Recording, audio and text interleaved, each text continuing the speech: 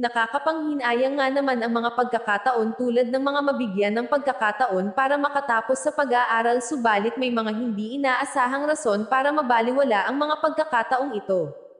Sa live ni Sir Paul Pugong Biyahero may mga nabanggit na dalawang mga PB Scholar na natanggal ngunit hindi isinapubliko kung ano ang rason o sanhi ng hindi nila pagkatuloy bilang PB Scholar respeto sa naturang mga bata at sa kanilang pamilya.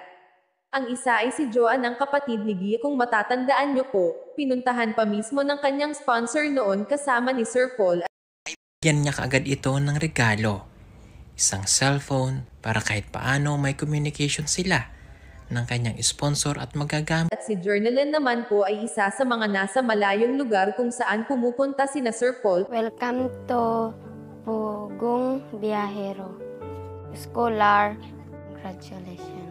Sobrang nanhihinayang si Sir Paul sa mga batang ito kaso wala siyang magagawa kundi respeto ang kanilang desisyon. Nangihinayang kami syempre sa daming gustong maging PB Team Scholar. Again, nirerespeto namin ang kanyang desisyon.